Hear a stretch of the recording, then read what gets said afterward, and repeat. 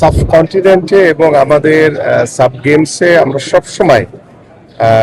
Positively চিন্তা করেছি যে আমাদের সর্বোচ্চ পদক যাতে আমরা অর্জন করতে পারি সেই লক্ষ্য নিয়ে বিগত সময়েও কাজ হয়েছে। বাট আমরা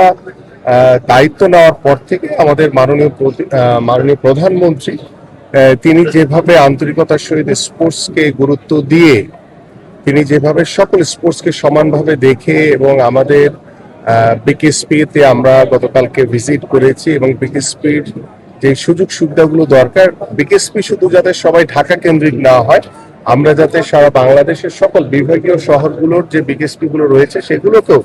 আমরা সচল করে সেগুলোকে সমান সুযোগ সুবিধা বৃদ্ধির মাধ্যমে আগামী 30শে এপ্রিল আমাদের মাননীয় প্রধানমন্ত্রী সিলেট থেকে একযোগে সারা বাংলাদেশের 64টি জেলায় নতুন করে স্পোর্টস উদ্বোধন করবেন ইনশাআল্লাহ। এবং সেই স্পোর্টসের উদ্বোধনের মাধ্যমে আমি বিশ্বাস করি যে আমাদের তৃণমূলের 12 বছর থেকে 14 বছরের সকল কোমলমতি শিশু কিশোররা একসাথে যখন খেলাধুলা করবে এবং সেই খেলাধুলার মাধ্যমে আমরা আমাদের যে পারিবারিক যে বন্ধন, আমাদের সামাজিক যে বন্ধন এবং আমাদের রাষ্ট্রীয় যে ব্যবস্থাপনা রয়েছে সেখানে আমরা একটি সামাজিকভাবে একটি আমূল পরিবর্তন আনতে পারবো বলে আমরা বিশ্বাস করি। এবং আজকের এই ক্রীড়া দিবসে সেটাই হোক আমাদের প্রত্যয় এবং সেটাই হোক আমাদের সেতু বন্ধনের একটি অন্যতম মাধ্যম। আন্তরিকভাবে ধন্যবাদ এবং কৃতজ্ঞতা জানাই যে আজকে সকাল সকাল যারা সকল ক্রীড়া সংগঠক, ক্রীড়াবিদ এবং আমাদের স্পোর্টস মিনিস্ট্রির সকল কর্মকর্তা বিন্দু, স্পেশালি আপনারা যারা সাংবাদিক হিসেবে যারা এখানে উপস্থিত হয়েছেন, আমরা যে বিষয়টি নিয়ে ইতিমধ্যে আমরা আমাদের যে পরিকল্পনা বা বাংলাদেশের স্পোর্টসকে সর্বোচ্চ গুরুত্ব দিয়ে যে ক্রীড়া হলে পেশা, পরিবার পাবে ভরসা,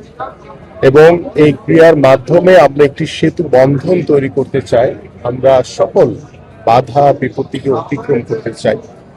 এবং আমরা এগিয়ে যেতে চাই বাংলাদেশের ক্রীড়াঙ্গন নিয়ে দল মত নির্বিশেষে একটি জাতিকে ঐক্যবদ্ধ করার জন্য অন্যতম মাধ্যম হচ্ছে খেলাধুলা। এবং সেই খেলাধুলাকে সর্বোচ্চ গুরুত্ব দিয়ে আমরা শুধু ফুটবল কিংবা ক্রিকেট বা হকি না, আমরা সকল স্পোর্টসকে সমান গুরুত্ব দিয়ে এগিয়ে যেতে চাই। এবং সেই লক্ষ্য নিয়ে আমাদের মাননীয় প্রধানমন্ত্রী ইতিমধ্যে তার যে কার্যক্রম সেগুলো শুরু করেছে এবং তার নির্দেশনায় আমি এবং আমার যারা কর্মকর্তা বৃন্দ আছেন এদেশের ক্রীড়া সংগঠক, ক্রীড়াবিদ সবাইকে একসাথে ঐক্যবদ্ধ করে একটি সেতু বন্ধন আমরা তৈরি করছি। এবং সেই সেতু বন্ধনের মাধ্যমে আমরা বিশ্বাস করি সকল বাধা বিপত্তি সবকিছুই আমরা ইনশাল্লাহ একসাথে অতিক্রম করতে পারবো। এবং আজকের এই বিশ্ব